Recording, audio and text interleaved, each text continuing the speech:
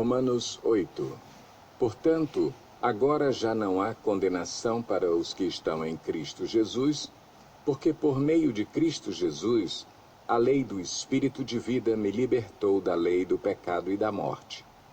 Porque aquilo que a lei fora incapaz de fazer por estar enfraquecida pela carne, Deus o fez, enviando seu próprio Filho, à semelhança do homem pecador, como oferta pelo pecado. E assim condenou o pecado na carne, a fim de que as justas exigências da lei fossem plenamente satisfeitas em nós, que não vivemos segundo a carne, mas segundo o Espírito. Quem vive segundo a carne tem a mente voltada para o que a carne deseja, mas quem vive de acordo com o Espírito tem a mente voltada para o que o Espírito deseja. A mentalidade da carne é morte, mas a mentalidade do Espírito é vida e paz. A mentalidade da carne é inimiga de Deus porque não se submete à lei de Deus, nem pode fazê-lo. Quem é dominado pela carne não pode agradar a Deus. Entretanto, vocês não estão sob o domínio da carne, mas do Espírito, se de fato o Espírito de Deus habita em vocês. E, se alguém não tem o Espírito de Cristo, não pertence a Cristo. Mas se Cristo está em vocês, o corpo está morto por causa do pecado, mas o Espírito está vivo por causa da justiça. E, se o Espírito daquele que ressuscitou Jesus dentre os mortos habita em vocês, aquele que ressuscitou a Cristo dentre os mortos também dará vida a seus corpos mortais, por meio do seu Espírito que habita em vocês. Portanto, irmãos, estamos em dívida não para com a carne, para vivermos sujeitos a ela. Pois se vocês viverem de acordo com a carne, morrerão. Mas, se pelo Espírito fizerem morrer os atos do corpo, viverão, porque todos os que são guiados pelo Espírito de Deus são filhos de Deus. Pois vocês não receberam um espírito que os escravize para novamente temerem, mas receberam o Espírito que os adota como filhos, por meio do qual clamamos, Abba, Pai. O próprio Espírito testemunha ao nosso espírito que somos filhos de Deus. Se somos filhos, então somos herdeiros, herdeiros de Deus e co-herdeiros com Cristo. Se de fato participamos dos seus sofrimentos, para que também participemos da sua glória. Considero que os nossos sofrimentos atuais não podem ser comparados com a glória que em nós será revelada. A natureza criada aguarda, com grande expectativa, que os filhos de Deus sejam revelados, pois ela foi submetida à inutilidade, não pela sua própria escolha, mas por causa da vontade daquele que a sujeitou, na esperança de que a própria natureza criada será libertada da escravidão da decadência em que se encontra, recebendo a gloriosa liberdade dos filhos de Deus. Sabemos que toda a natureza criada geme até agora como em dores de parto. E não só isso, mas nós mesmos, que temos os primeiros frutos do Espírito, gememos interiormente, esperando ansiosamente nossa adoção como filhos, a redenção do nosso corpo. Pois nessa esperança fomos salvos. Mas esperança que se vê não é esperança. Quem espera por aquilo que está vendo? Mas se esperamos o que ainda não vemos, aguardamo-lo pacientemente. Da mesma forma, o Espírito nos ajuda em nossa fraqueza, pois não sabemos como orar. Mas o próprio Espírito intercede por nós com gemidos inexprimíveis. E aquele que sonda os corações conhece a intenção do Espírito, porque o Espírito intercede pelos santos de acordo com a vontade de Deus. Sabemos que Deus age em todas as coisas para o bem daqueles que o amam, dos que foram chamados de acordo com o seu propósito.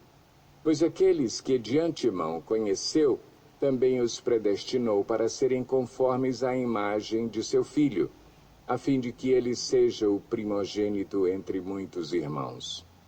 E aos que predestinou, também chamou. Aos que chamou, também justificou.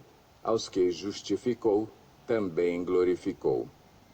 Que diremos, pois, diante dessas coisas? Se Deus é por nós, quem será contra nós? Aquele que não poupou seu próprio filho, mas o entregou por todos nós, como não nos dará juntamente com ele e de graça todas as coisas? Quem fará alguma acusação contra os escolhidos de Deus? É Deus quem os justifica.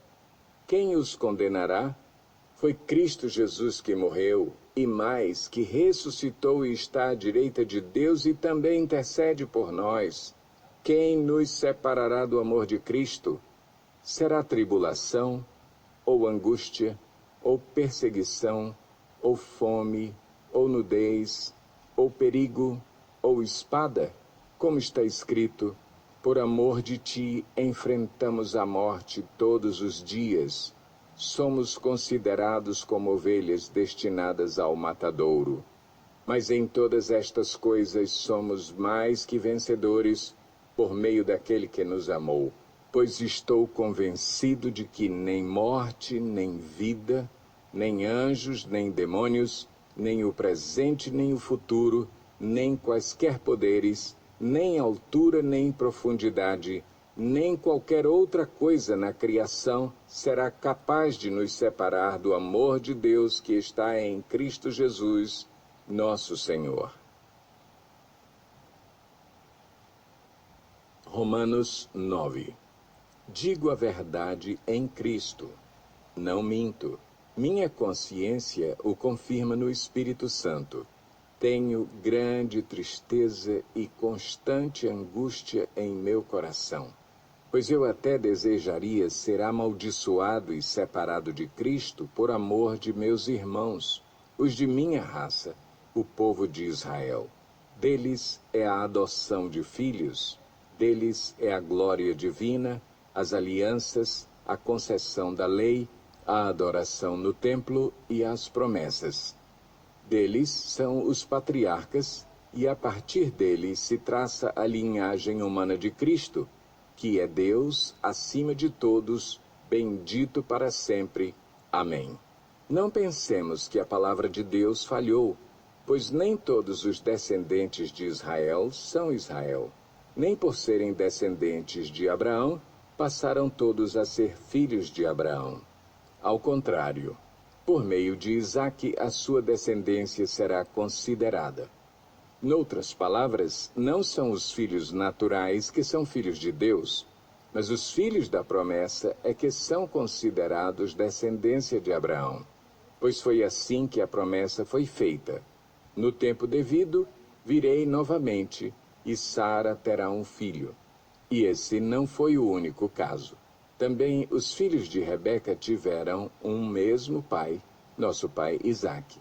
Todavia, antes que os gêmeos nascessem ou fizessem qualquer coisa boa ou má, a fim de que o propósito de Deus conforme a eleição permanecesse, não por obras, mas por aquele que chama, foi dito a ela: o mais velho servirá ao mais novo, como está escrito: amei Jacó, mas rejeitei Esaú. E então, que diremos? Acaso Deus é injusto?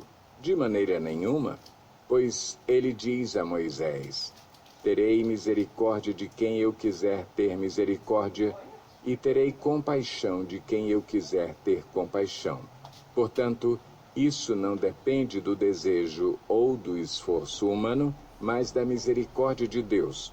Pois a Escritura diz ao Faraó: eu o levantei exatamente com este propósito, mostrar em você o meu poder, e para que o meu nome seja proclamado em toda a terra.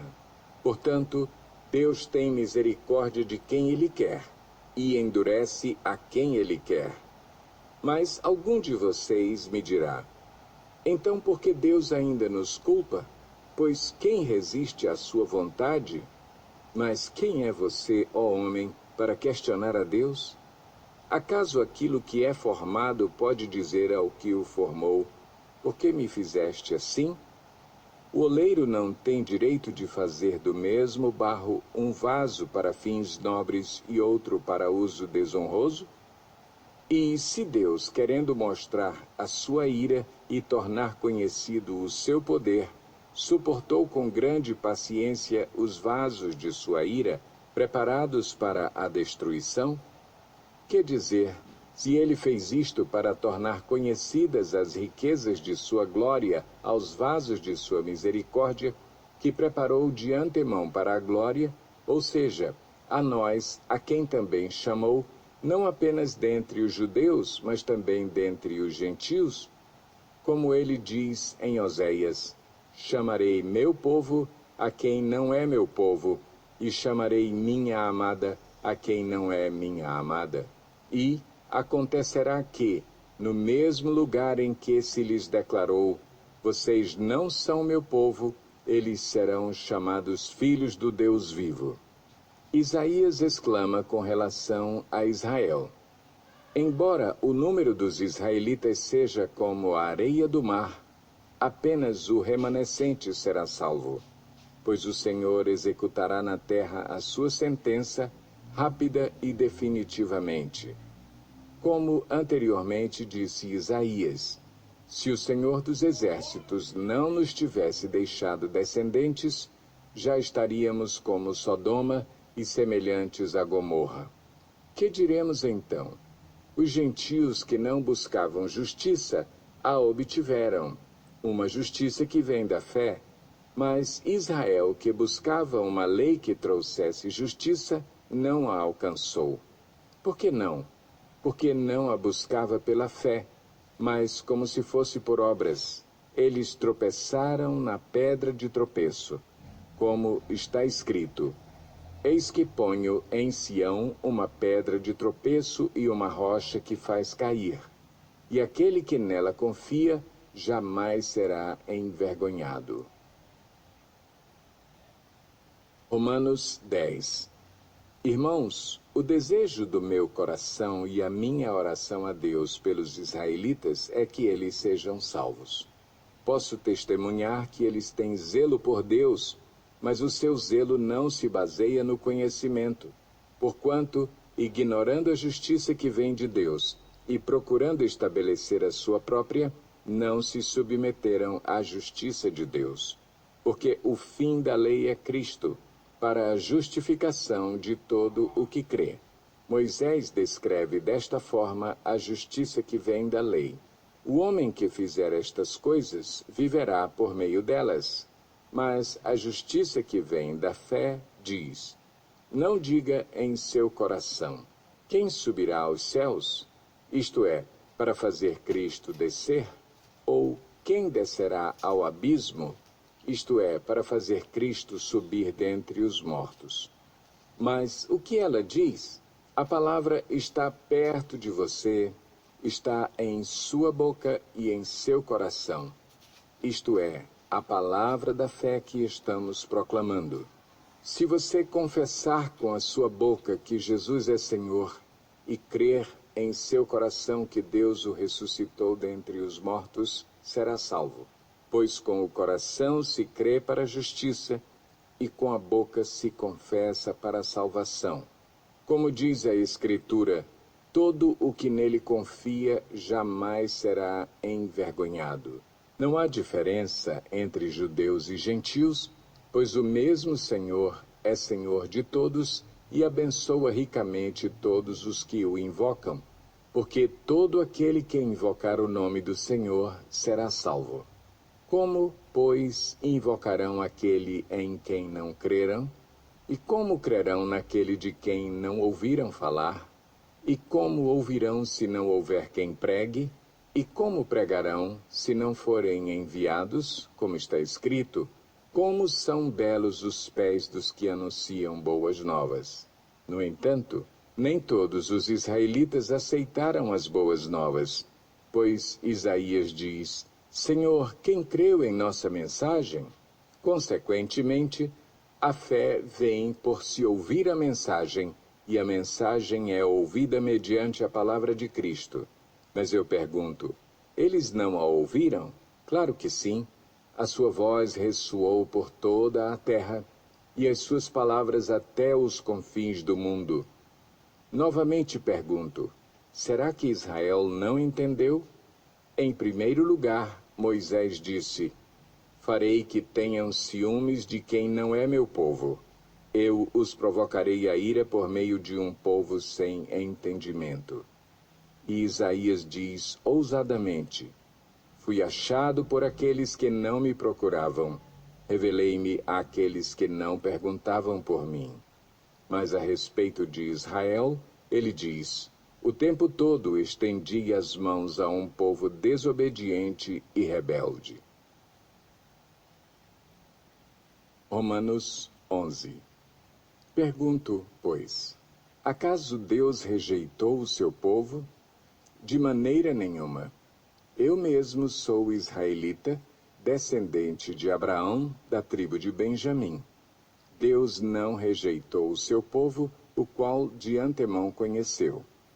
Ou vocês não sabem como Elias clamou a Deus contra Israel, conforme diz a Escritura? Senhor, mataram os teus profetas e derrubaram os teus altares. Sou o único que sobrou e agora estão procurando matar-me. E qual foi a resposta divina? Reservei para mim 7.000 homens que não dobraram os joelhos diante de Baal. Assim, hoje também há um remanescente escolhido pela graça.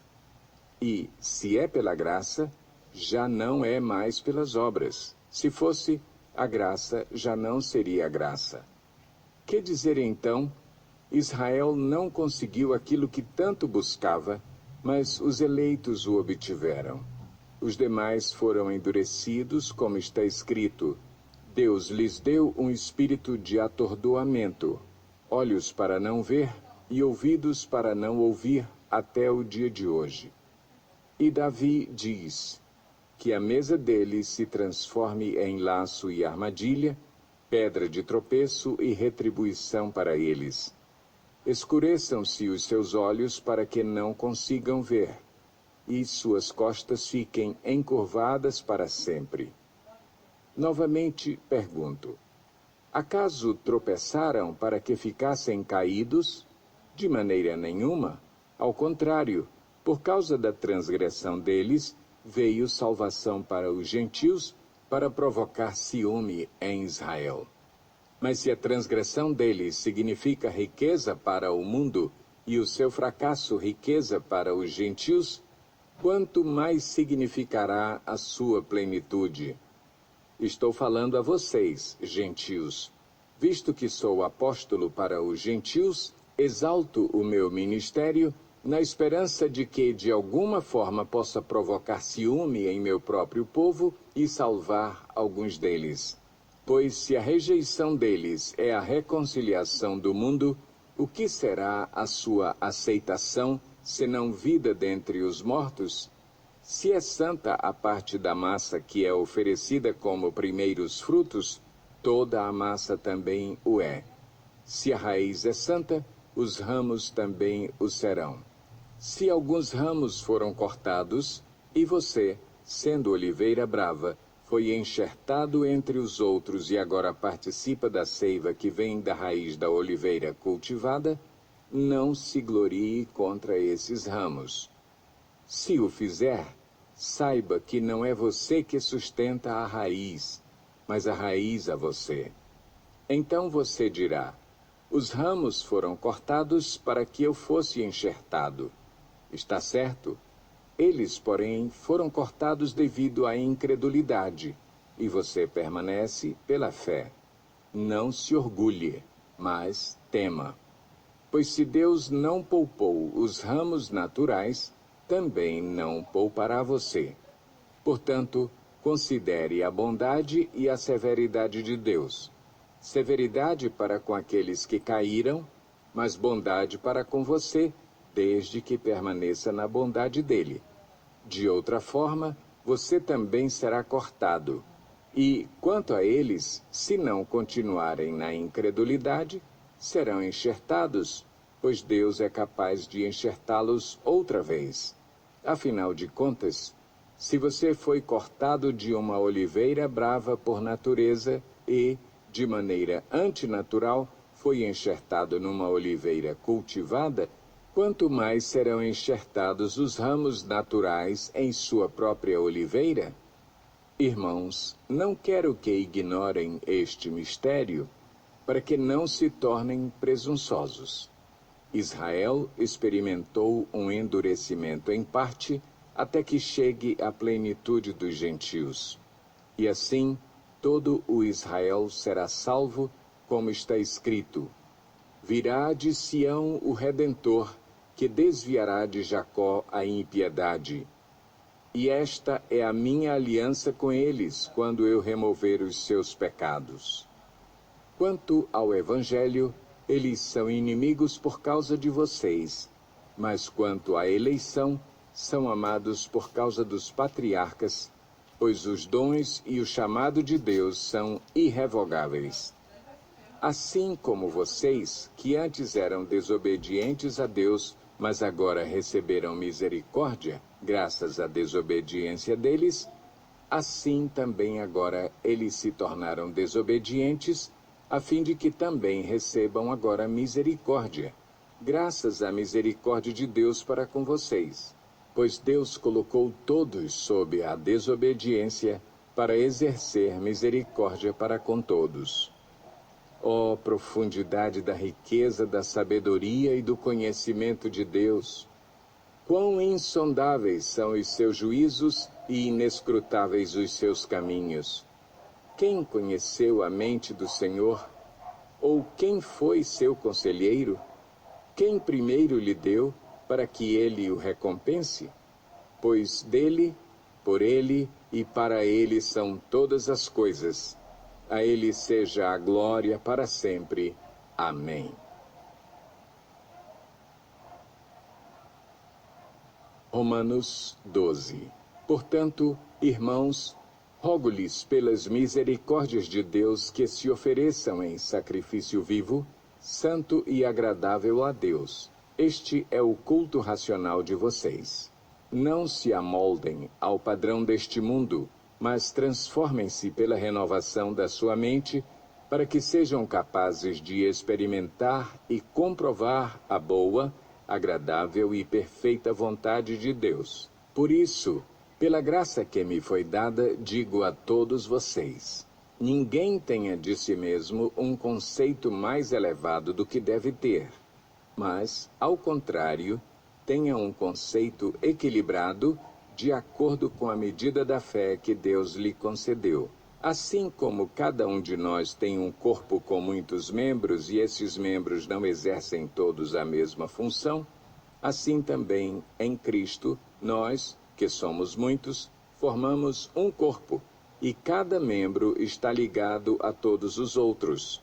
Temos diferentes dons, de acordo com a graça que nos foi dada. Se alguém tem o dom de profetizar, use-o na proporção da sua fé. Se o seu dom é servir, sirva. Se é ensinar, ensine. Se é dar ânimo, que assim faça. Se é contribuir, que contribua generosamente. Se é exercer liderança, que a exerça com zelo. Se é mostrar misericórdia, que o faça com alegria. O amor deve ser sincero. Odeiem o que é mal, apeguem-se ao que é bom. Dediquem-se uns aos outros com amor fraternal. Prefiram dar honra aos outros mais do que a si próprios. Nunca lhes falte o zelo. Sejam fervorosos no espírito. Sirvam ao Senhor. Alegrem-se na esperança, sejam pacientes na tribulação, perseverem na oração. Compartilhem o que vocês têm com os santos em suas necessidades. Pratiquem a hospitalidade. Abençoem aqueles que os perseguem. Abençoem e não os amaldiçoem. Alegrem-se com os que se alegram. Chorem com os que choram. Tenham uma mesma atitude uns para com os outros. Não sejam orgulhosos, mas estejam dispostos a associar-se a pessoas de posição inferior. Não sejam sábios aos seus próprios olhos. Não retribuam a ninguém mal por mal. Procurem fazer o que é correto aos olhos de todos. Façam todo o possível para viver em paz com todos. Amados, nunca procurem vingar-se, mas deixem com Deus a ira, pois está escrito: minha é a vingança, eu retribuirei, diz o Senhor. Ao contrário, se o seu inimigo tiver fome, dê-lhe de comer. Se tiver sede, dê-lhe de beber. Fazendo isso, você amontoará brasas vivas sobre a cabeça dele. Não se deixem vencer pelo mal, mas vençam o mal com o bem. Romanos 13. Todos devem sujeitar-se às autoridades governamentais, pois não há autoridade que não venha de Deus. As autoridades que existem foram por ele estabelecidas. Portanto, aquele que se rebela contra a autoridade está se colocando contra o que Deus instituiu, e aqueles que assim procedem trazem condenação sobre si mesmos. Pois os governantes não devem ser temidos, a não ser pelos que praticam o mal. Você quer viver livre do medo da autoridade? Pratique o bem, e ela o enaltecerá, pois é serva de Deus para o seu bem. Mas se você praticar o mal, tenha medo, pois ela não porta a espada sem motivo. É serva de Deus, agente da justiça para punir quem pratica o mal. Portanto, é necessário que sejamos submissos às autoridades, não apenas por causa da possibilidade de uma punição, mas também por questão de consciência. É por isso também que vocês pagam imposto, pois as autoridades estão a serviço de Deus, sempre dedicadas a esse trabalho. Deem a cada um o que lhe é devido. Se imposto, imposto. Se tributo, tributo. Se temor, temor. Se honra, honra. Não devam nada a ninguém a não ser o amor de uns pelos outros, pois aquele que ama seu próximo tem cumprido a lei. Pois estes mandamentos: não adulterarás, não matarás, não furtarás, não cobiçarás, e qualquer outro mandamento, todos se resumem neste preceito: ame o seu próximo como a si mesmo. O amor não pratica o mal contra o próximo. Portanto, o amor é o cumprimento da lei. Façam isso compreendendo o tempo em que vivemos. Chegou a hora de vocês despertarem do sono, porque agora a nossa salvação está mais próxima do que quando cremos. A noite está quase acabando. O dia logo vem. Portanto, deixemos de lado as obras das trevas e revistamo-nos da armadura da luz. Comportemo-nos com decência, como quem age à luz do dia, não em orgias e bebedeiras, não em imoralidade sexual e depravação, não em desavença e inveja. Ao contrário, revistam-se do Senhor Jesus Cristo e não fiquem premeditando como satisfazer os desejos da carne. Romanos 14. Aceitem o que é fraco na fé, sem discutir assuntos controvertidos. Um crê que pode comer de tudo, já outro, cuja fé é fraca, come apenas alimentos vegetais. Aquele que come de tudo não deve desprezar o que não come, e aquele que não come de tudo não deve condenar aquele que come, pois Deus o aceitou. Quem é você para julgar o servo alheio? É para o seu Senhor que ele está em pé ou cai, e ficará em pé, pois o Senhor é capaz de o sustentar.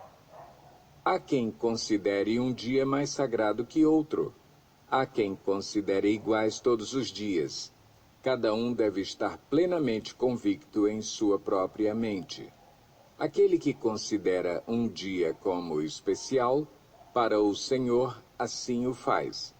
Aquele que come carne, come para o Senhor, pois dá graças a Deus. E aquele que se abstém, para o Senhor se abstém e dá graças a Deus. Pois nenhum de nós vive apenas para si, e nenhum de nós morre apenas para si. Se vivemos, vivemos para o Senhor, e, se morremos, morremos para o Senhor. Assim, quer vivamos, quer morramos, pertencemos ao Senhor. Por esta razão, Cristo morreu e voltou a viver, para ser Senhor de vivos e de mortos. Portanto, você, por que julga seu irmão? E por que despreza seu irmão? Pois todos compareceremos diante do tribunal de Deus, porque está escrito: por mim mesmo jurei, diz o Senhor. Diante de mim todo joelho se dobrará, e toda língua confessará que sou Deus. Assim, cada um de nós prestará contas de si mesmo a Deus. Portanto, deixemos de julgar uns aos outros. Em vez disso, façamos o propósito de não colocar pedra de tropeço ou obstáculo no caminho do irmão. Como alguém que está no Senhor Jesus, tenho plena convicção de que nenhum alimento é por si mesmo impuro, a não ser para quem assim o considere. Para ele é impuro. Se o seu irmão se entristece devido ao que você come, você já não está agindo por amor. Por causa da sua comida, não destrua seu irmão, por quem Cristo morreu. Aquilo que é bom para vocês não se torne objeto de maledicência, pois o reino de Deus não é comida nem bebida, mas justiça, paz e alegria no Espírito Santo. Aquele que assim serve a Cristo é agradável a Deus e aprovado pelos homens. Por isso, esforcemo-nos em promover tudo quanto conduz à paz e à edificação mútua. Não destrua a obra de Deus por causa da comida. Todo alimento é puro, mas é errado comer qualquer coisa que faça os outros tropeçarem. É melhor não comer carne, nem beber vinho, nem fazer qualquer outra coisa que leve seu irmão a cair. Assim, seja qual for o seu modo de crer a respeito destas coisas, que isso permaneça entre você e Deus. Feliz é o homem que não se condena naquilo que aprova. Mas aquele que tem dúvida é condenado se comer, porque não come com fé. E tudo o que não provém da fé é pecado. Romanos 15.